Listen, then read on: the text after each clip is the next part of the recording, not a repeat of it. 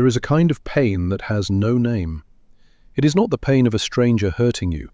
It is not the pain of an accident or bad luck or the random cruelty of the world. It is the pain of waking up one morning and realizing that the people you gave your entire life to, the people you cooked for, sacrificed for, stayed up at night worrying about, and quietly bled for across decades, looked at everything you gave them, took it, and then decided you were no longer useful enough to keep around. That is the pain this story is about. And before you convince yourself this could never happen to someone like you, or someone you love, I need you to understand something. This is not a story about a weak woman. This is not a story about a naive woman. This is a story about a strong, hard-working, devoted American woman who did everything right and got hollowed out from the inside by the very people she trusted most. And by the time she realized what had happened to her, she was 60 years old, sitting alone in her sister's spare bedroom, with 2 suitcases, $4,000, and nothing else to show for 27 years of marriage and a lifetime of sacrifice. Her name, for the purposes of this story, is Carol Ann Mercer, and this is her story. Before we go any further, I want to ask you something. I want to ask you to stay with me today, all the way to the end, because what you are about to hear is going to unfold the way real life unfolds. It is a family member, someone they called by name, someone who sat at their dinner table, someone they loved. Stay with me, because by the time this story is finished, you are going to feel it in your chest, and you are going to think of someone you know. Before we dive deeper, let us know in the comments where you're watching from. We'd love to hear from you. And don't forget to hit that subscribe button so you never miss any of our upcoming videos. Now, before we get into the full story of Carol Ann Mercer, I need to lay something out for you, because this story has layers, and if you do not understand the full shape of what happened, the ending will not hit you the way it should. So let me give you 3 questions. 3 questions that I want you to hold in your mind from right now until the very last minute of this video. Question 1. How does a woman who worked double shifts for over 2 decades, who managed household finances, who paid the mortgage on time every single month, who co-signed her children's loans and paid their deposits and quietly bankrolled their early adult lives, how does a woman like that end up legally owning nothing? Not the house, not the retirement account, not the savings, nothing. How does that happen without her ever knowing it was happening? Question 2. Who helped? Because here is something you need to understand right now, at the very beginning of this story. What happened to Carol Ann Mercer was not the work of one person. It took planning. It took patience. And it took at least one other person inside her own family, someone she had raised, someone she had sacrificed for, to help make it happen. And question 3, the one that I think will keep you up at night if you let it. Could you see the warning signs if this was happening to someone you knew? Because experts who study financial abuse of older Americans say that in most cases, the warning signs were there. They were just disguised as love. This started not in a courtroom, not with a lawyer, not with a police report. It starts in a small town in central Ohio in the late 1980s, with a young woman who believed with everything she had that family was the one thing in this world you could always count on. Carol Ann Mercer was born in 1954 in a small town outside of Columbus, Ohio. She was the second of 4 children, raised by a father who worked 30 years at a steel processing plant and a mother who cleaned houses on the weekends and still managed to have dinner on the table every night by 6 o'clock. Carol Ann grew up understanding, in the way that children who grow up with very little always understand, that nothing in this world comes to you for free. You work for it, you stretch it, you make it last. And when the people you love need something, you find a way to give it to them, even when you cannot really afford to, because that is what family does. That was not a philosophy Carol Ann had read in a book or heard in a sermon. It was something she had absorbed from the walls of her childhood home, from her mother's tired hands at the end of a long Saturday, from her father's worn work boots left by the back door. It was in her bones, and it would define every decision she made for the next 60 years of her life, including the ones that would eventually be used against her. Carol Ann was sharp. People who knew her back then, neighbors, teachers, friends from her church youth group, they all said the same thing. She was the kind of person who noticed things, who remembered things, who paid attention when other people had already stopped listening. She graduated high school in 1972, took a bookkeeping course at the local community college, and by the time she was 22 years old, she had landed a full-time position in the accounting department of a mid-sized freight and logistics company based in Columbus. It was not glamorous work. It was not the kind of job that gets talked about at dinner parties. But Carol Ann was good at it. She understood numbers. She understood systems. She understood the quiet, unglamorous discipline of making sure everything balanced at the end of the month. And for the next 22 years, that is exactly what she did. 5 days a week, sometimes 6, with the kind of quiet reliability that people only notice when it's gone. She never asked for a raise she didn't earn. She never called in sick unless she truly couldn't stand. And every dollar she made, every single dollar, she tracked, she managed, and she directed toward the life she was building for her family. Because by the time she was 33 years old, Carol Ann had met the man who would become her husband. His name, for this story, is Gary Mercer. And when she met him at a church fundraiser dinner in the fall of 1987, she thought she had found exactly what she'd been looking for. Gary was tall, warm, funny in that easy, effortless way that fills a room without trying. He had ideas, he had charm.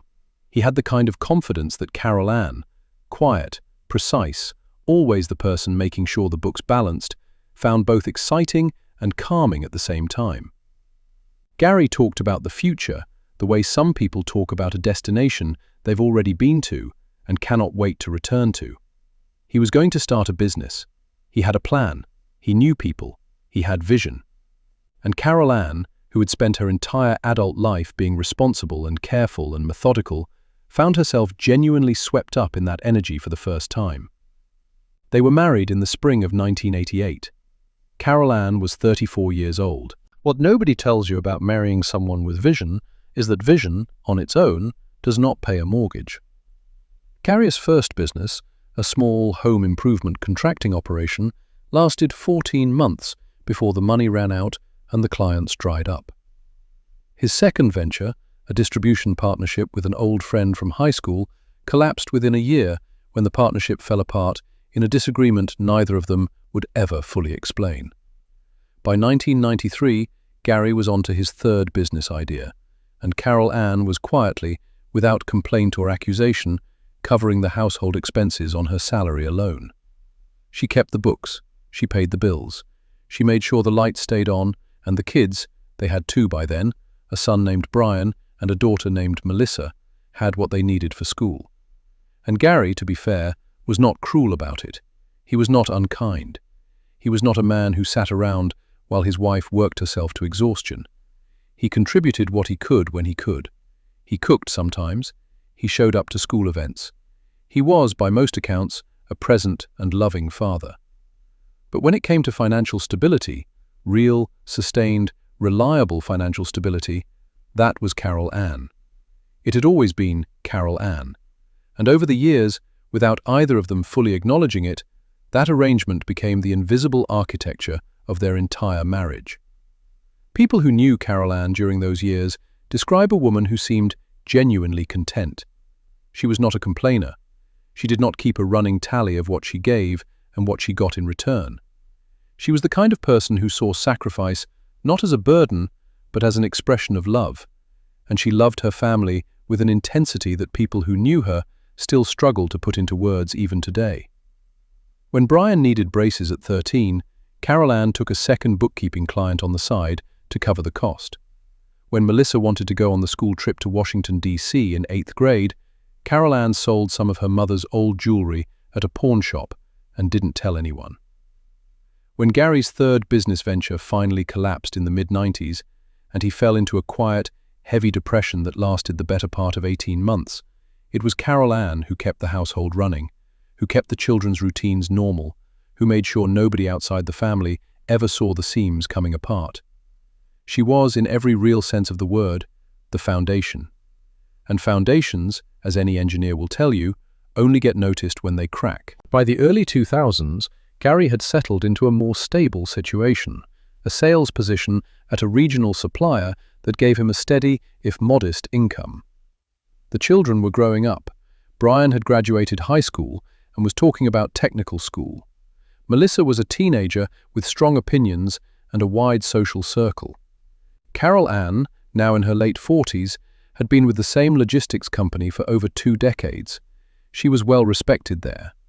She had a pension building quietly in the background, a modest 401k, and a house she and Gary had been steadily paying down since 1991. From the outside, the Mercer family looked like exactly what they were, a solid, working-class American household that had weathered some storms and come out the other side intact. And in many ways, they had. But there were things happening beneath the surface of that household that Carol Ann could not see yet. Things that had been forming the way water forms behind a dam, slowly, invisibly, with enormous pressure building behind a wall that looks completely fine right up until the moment it doesn't. Before we continue, I want to pause for a moment and ask you, if you are watching this and something about Carol Ann's story is already starting to feel familiar, if you are thinking of someone in your own life who gives and never asks for anything back, please share this video with them. What you are about to hear is not just a story. It is a warning. And it is one that comes too late for far too many people. Let us keep going. The year was 2009. Carol Ann Mercer was 55 years old. She had been the financial backbone of her family for over 20 years. She had managed every bill, every account, every insurance payment, every tax return. She knew where every dollar was and what it was doing. And she was tired. Not broken, not defeated. Just tired in the way that people who have carried a heavy load for a very long time get tired. Not dramatically, not all at once, but in the quiet, bone-deep way that settles in and stays. She was also, at this point, beginning to think about the future, about retirement, about what the next phase of her life might look like. She had enough in her pension and her 401k that she could start to see the outline of something comfortable on the horizon if she stayed disciplined for another 8 to 10 years. The house was more than half paid off. The kids were grown. Brian was working in logistics, a field Carol Ann had helped him get into through her own professional contacts. Melissa had moved to Cincinnati and was building her own life there. Things felt, for the first time in a long time, like they might actually get easier. That is when Gary came to her with a suggestion. He sat down with her one evening at the kitchen table, the same table where Carol Ann had done the family's taxes every year for 2 decades. And he told her he wanted to help. He said he had been thinking about it for a while, and he felt bad that she had been carrying the financial management of the household for so long on her own. He said it wasn't right.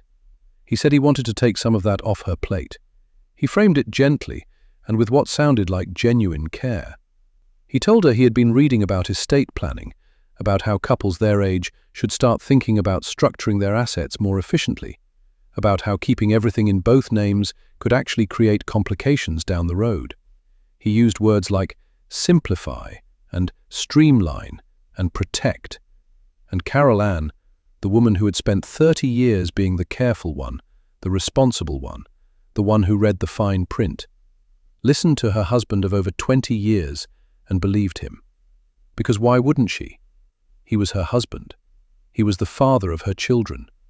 He had never given her a reason not to trust him with something like this. And she was tired. She said yes. Then he suggested that since he was now managing the finances, she should redirect her direct deposit to a new household account he had set up. So everything comes from one place. Carol Ann agreed.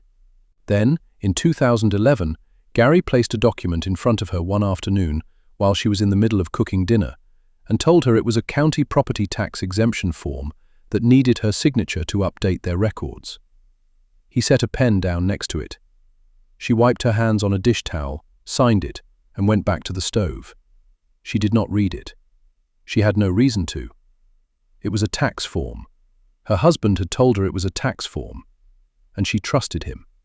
It was not a tax form.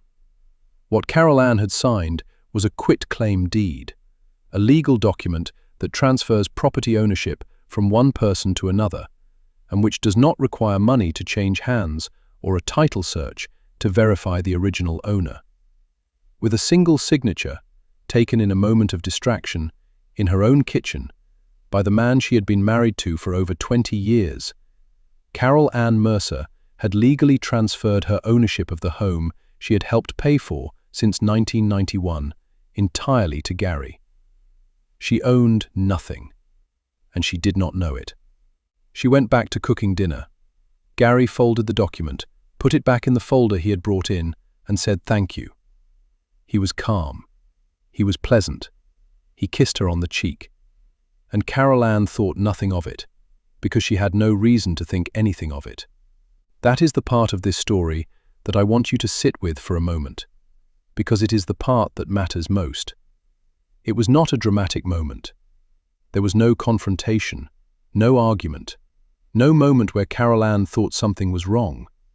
It was just a Tuesday evening in her kitchen, and her entire financial future had just been erased in the time it took her to sign her name. Over the following 2 years, Gary continued his quiet restructuring of the family's finances.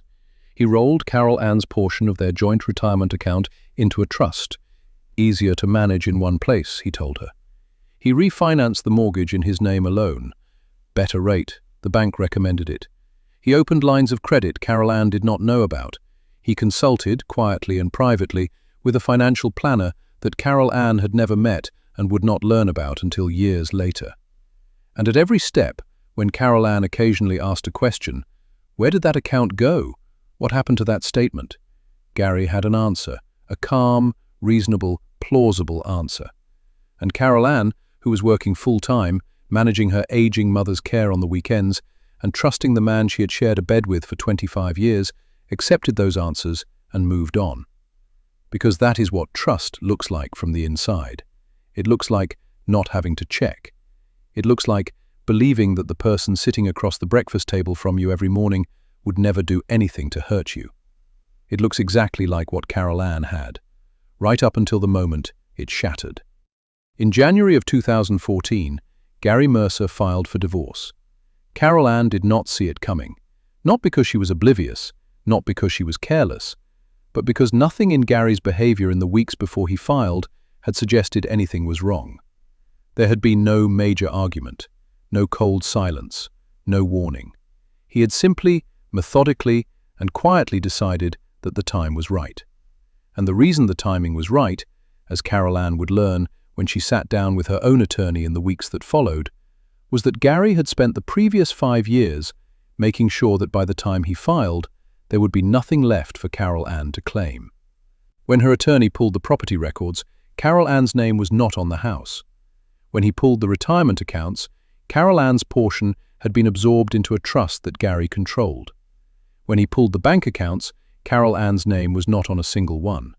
In the eyes of the law, at that moment, Carol Ann Mercer, a woman who had worked double shifts, who had managed every dollar of her family's finances for 2 decades, who had paid that mortgage faithfully since 1991, owned nothing. Legally, on paper, she had nothing to fight over, because there was nothing in her name to fight for. Her attorney, a woman named Patricia Gaines, who had practiced family law in central Ohio for 19 years, would later say she had seen this pattern before. Not often, but enough times to recognize it immediately. What Carol Ann experienced, she told a colleague, is what we sometimes call a paper divorce, where one spouse, over a long period of time and with considerable planning, gradually removes the other spouse's name from every financial asset in the marriage, so that by the time the legal divorce is filed, there is nothing left to divide. It is not always criminal, but it is almost always deliberate, and it is devastating. Carol Ann sat in Patricia's office that day and did not cry. She stared at the documents laid out in front of her, the quitclaim deed with her own signature on it, the trust documents, the account statements, and she was silent for a long time. Then she said something that Patricia Gaines would still be repeating years later. She said, "He used my trust against me, and I handed it to him." But here is what I need you to understand as we move forward. Gary did not do this alone. And the second person involved in what happened to Carol Ann Mercer, the person whose role in this story would not become fully clear until months after the divorce was filed, was not a lawyer, was not a financial advisor, was not a stranger of any kind. It was Brian, her son, the boy she had worked double shifts to put through technical school, the young man she had connected to his first job through her own professional reputation. Brian had known about his father's plan for at least 2 years before the divorce papers were filed, and he had not said a word. When the divorce filing hit, Carol Ann Mercer had $4,200 in a personal checking account she had maintained separately from Gary over the years, a small account she had kept for what she called household odds and ends, money she used for groceries and gas, and the occasional household item she did not want to have to explain or justify. That was it. That was the full extent of what she had access to in the immediate aftermath of Gary's filing. No savings, no retirement account she could touch without Gary's authorization, no house, no assets, just a checking account with $4,000 and a full-time job she had held for 22 years that paid her a salary that was, at her age and experience level, respectable, but nowhere near enough to lawyer up and fight a man who had spent 5 years quietly building a legal fortress around every asset they had ever shared. And she was 59 years old, 2 years away from early retirement eligibility, 2 years away from the moment when she could start collecting the pension she had been building since 1987. She was caught in a gap, old enough that starting over from zero was not just difficult, it was nearly impossible, young enough that the system had no safety net ready to catch her yet. Carol Ann moved into her younger sister Linda's spare bedroom in the spring of 2014. She brought 2 suitcases and a box of kitchen items she had packed the afternoon Gary told her she needed to vacate the house. Linda lived in a 2-bedroom apartment in a suburb just outside Columbus. She was divorced herself, working part-time, and her spare room was small. But she made space. She did not ask questions Carol Ann wasn't ready to answer. She just made space. And every night for the first 3 weeks, Carol Ann sat at Linda's kitchen table after dinner and went through documents. Old bank statements she had saved on a personal hard drive, tax returns she had kept copies of, receipts, account records, trying to build a picture of what had been taken from her and when. She was doing what she had always done. She was trying to make the numbers tell the truth. And slowly, as the weeks went by and the picture came into focus, the full scope of what Gary had done over 5 years began to emerge. The quitclaim deed, the retirement trust restructuring, the account transfers, the private financial planning consultations. It was methodical. It was precise. It was patient in a way that, as Carol Ann stared at it all laid out on Linda's kitchen table, made her feel physically ill. Because the patience required to do something like this over 5 years, to smile every morning at the breakfast table for 5 years while quietly dismantling your wife's financial future, was a kind of coldness she had not known existed in the man she had married.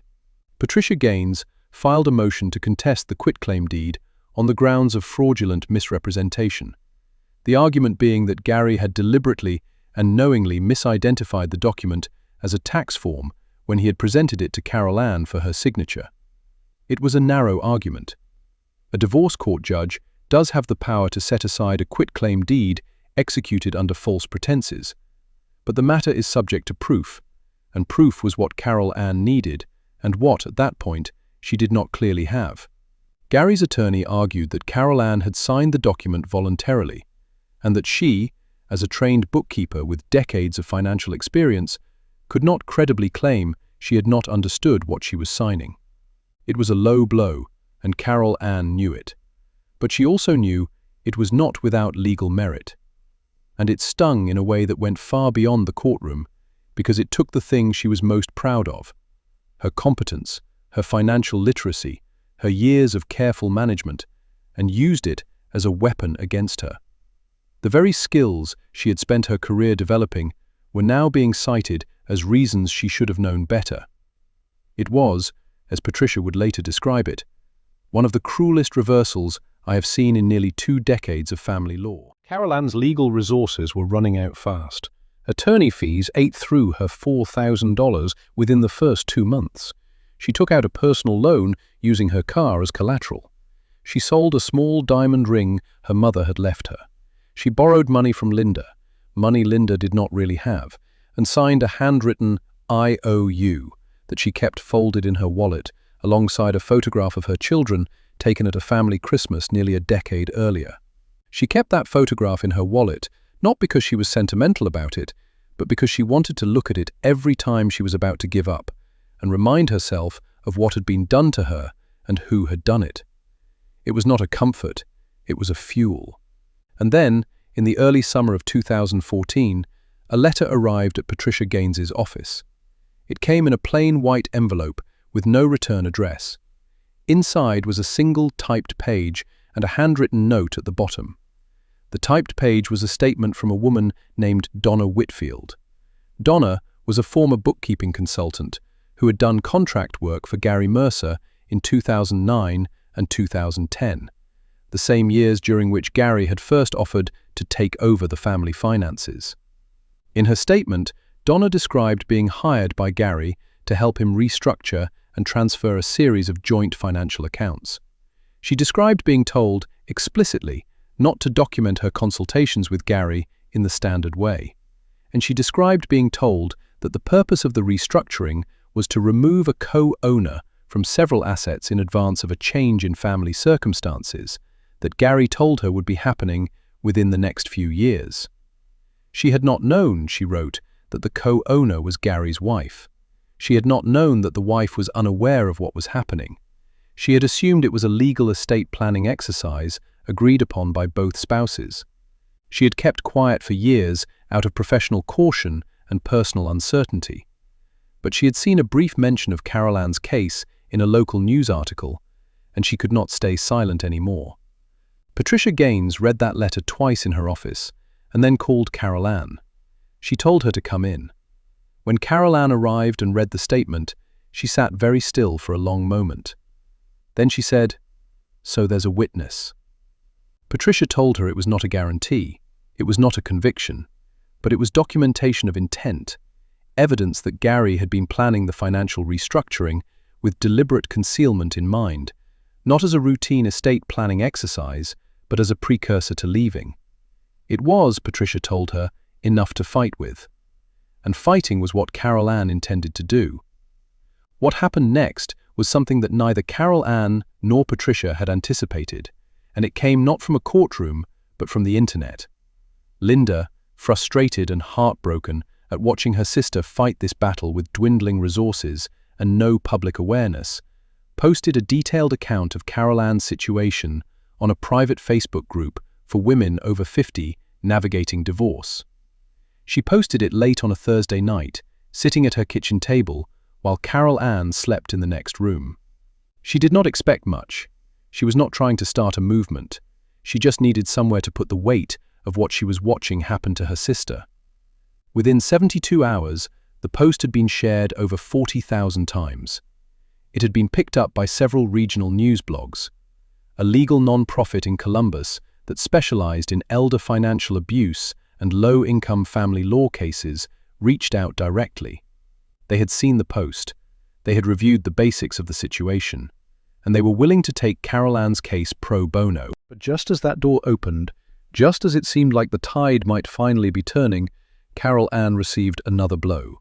This one did not come from Gary. It came from her children. Brian and Melissa had filed a joint legal statement in support of Gary's position in the divorce proceedings. In that statement, they described their mother as financially irresponsible over the course of the marriage and prone to emotional instability in the aftermath of the separation. They cited no specific incidents. They offered no documentation. They simply signed their names to a document that cast their mother as unreliable and handed it to their father's attorney. Carol Ann learned about the statement from Patricia, who called her on a Tuesday morning and read her the key passages over the phone. Families can be torn apart in these situations, and as one survivor of a similar case put it, "Our family will never be the same again. We always loved and trusted each other. We never dreamed we would have to go to the law in order to protect one of our own from another member of the family. For Carol Ann, that feeling was something else entirely, because the person who needed protection was her, and the family members she needed protection from were the ones she had spent her life protecting first. Linda was in the room when Carol Ann read the full statement for herself. She said later that she expected her sister to break down. She had been holding herself together with both hands for months at that point, financially stripped, legally outgunned, living in a spare bedroom at 59 years old. And this statement from her own children, this cold and calculated betrayal, signed with the names of the people she had given everything to. Linda said she thought this would be the moment Carol Ann finally cracked. Instead, Carol Ann folded the document carefully, placed it back in the envelope and said, "Okay, then let's make sure we win." And that is exactly what she set out to do. The pro bono legal team from the Columbus nonprofit brought two things to Carol Ann's case that she had not had before: resources and strategy. With Donna Whitfield's statement now formally entered into the record, the legal team rebuilt the argument around fraudulent misrepresentation. They documented, step by step, the timeline of Gary's financial restructuring, showing that each transfer, each account change, each asset movement had occurred within the same window of time during which Gary had been secretly consulting with Donna, and, they later discovered, with a private attorney he had hired without Carol Ann's knowledge 2 full years before he filed for divorce. They subpoenaed Gary's phone records, they subpoenaed his private email account, and buried in those records they found something that Gary had not counted on anyone ever finding: a series of email exchanges between Gary and Brian, Carol Ann's son, dating back to late 2011. In those emails, Gary laid out his plan in plain language. He told Brian that he intended to file for divorce within the next 2 to 3 years. He told Brian that by the time he filed, the assets would be structured appropriately. He told Brian that Carol Ann would be taken care of, which in context appeared to mean not provided for, but managed, kept calm, kept unaware, kept from asking the wrong questions at the wrong time. And Brian, in response to those emails, had offered not alarm or protest, but logistical cooperation. He had agreed to take on a role as a property manager for one of the assets Gary was moving, a decision that gave him a direct financial stake in the arrangement his mother knew nothing about. When Carol Ann's legal team presented those emails in the hearing, the room was very quiet for a long time. The judge, a methodical and experienced family court jurist named the Honorable Robert Callahan, read through the relevant exchanges twice. He asked Gary's attorney several pointed questions. Gary's attorney struggled to provide satisfactory answers, and in November of 2015, 22 months after Gary had filed for divorce, and nearly a year and a half after Carol Ann had moved into Linda's spare bedroom with 2 suitcases and $4,000, Judge Callahan ruled in Carol Ann's favor on the quitclaim deed challenge. He found that the deed had been obtained through deliberate misrepresentation, and that Carol Ann's signature had been secured under false pretenses. The deed was voided. Carol Ann was restored as a co-owner of the marital home, and under Ohio's equitable distribution law, that restoration meant she was entitled to her share of the equity that had accumulated in the property during the years Gary had controlled it alone. Equity that, combined with a partial restoration of her portion of the retirement trust, which the court also found had been restructured under misleading pretense, added up to a settlement figure of just over $180,000. $180,000. It was not everything she had lost. It was not 2 decades of pension contributions and retirement savings and equity and the quiet accumulation of a life built dollar by dollar over 27 years of marriage. But it was enough. It was enough to breathe. It was enough to start. Carol Ann used $60,000 of that settlement as a down payment on a small condominium in a quiet suburb just outside Columbus. She went back to part-time bookkeeping work, her own clients, her own hours, her own terms. She planted a small garden on her patio in the spring of the following year. She got a dog, an older rescue mutt she named Franklin, who she described to Linda as the most loyal male I have encountered in recent memory.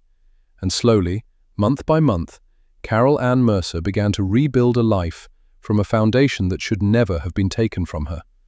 But the story does not end there, because 6 months after the settlement was finalized, 6 months after Gary had absorbed the financial consequences of losing the legal fight, something happened that Carol Ann's legal team had not predicted, that Linda had not imagined, and that even Patricia Gaines, with 19 years of family law experience, said she had rarely seen play out quite this way.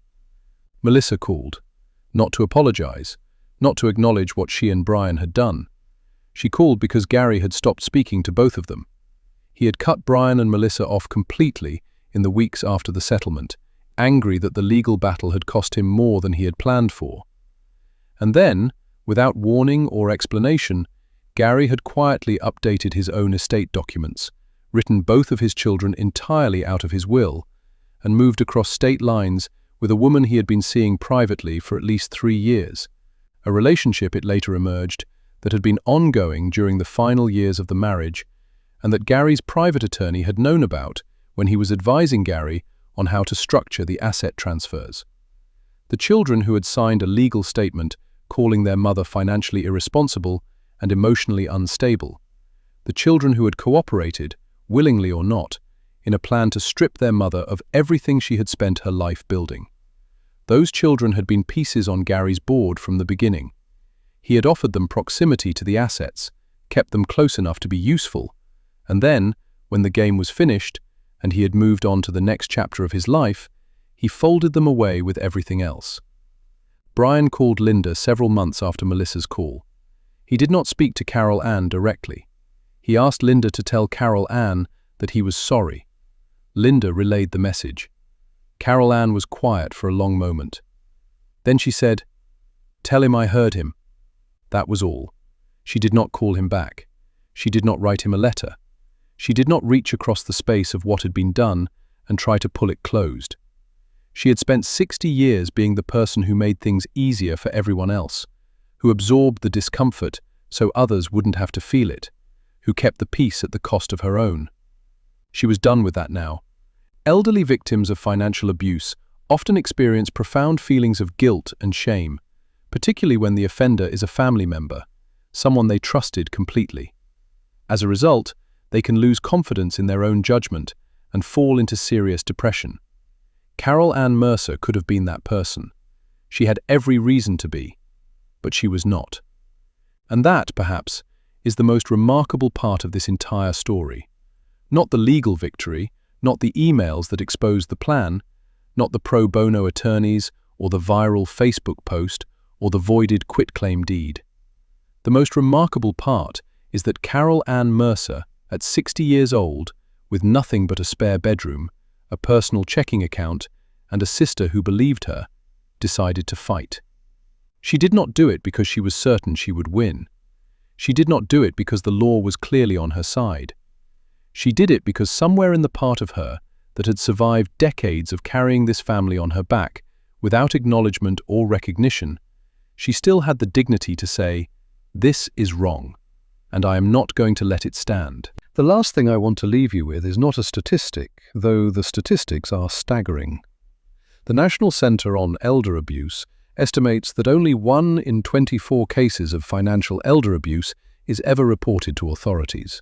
1 in 24. Which means that for every Carol Ann Mercer who finds a Linda, who finds a Patricia Gaines, who finds a pro bono legal team, who fights back and wins, there are 23 others who do not. 23 others who stay silent because they are ashamed or frightened, or because the person who hurt them is the only one who still comes to visit. 23 others who absorb it the way Carol Ann spent her whole life absorbing everything else. Quietly, without complaint, because that is what they were taught that love looks like. And that is why this story matters. Not because it ended with a settlement check and a condo with a patio garden and a dog named Franklin, but because it almost didn't end that way. Because without Linda, without a Facebook post, without a witness who couldn't stay quiet any longer, Carol Ann Mercer's story would have been one of the 23. and you would never have heard her name. So here is the question I am leaving with you today.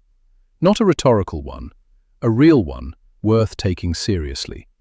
If someone in your life, a mother, a sister, a neighbor, a friend, was quietly being stripped of everything she had worked for, one small, reasonable-sounding step at a time, would you see it? Would you know what to look for? Would you say something before it was too late? Because the people who do this count on the fact that you won't. They count on trust. They count on loyalty. They count on the deep human instinct to believe that the people sitting at our own dinner tables could not possibly be capable of something like this. That is their greatest tool, and the only thing that defeats it is knowing that it exists. Was justice truly served for Carol Ann? That is for you to decide. Leave your answer in the comments. I read every single one. And if this story stayed with you, if it made you think of someone, if it made you want to pick up the phone and check on somebody, then share it. Because the best thing this video can do is reach the person who needs to hear it before it is too late. Thank you for staying until the end. It means more than you know. If you are not yet subscribed, now is the time. Because the next story we are bringing you is one that will stop you cold. You do not want to miss it.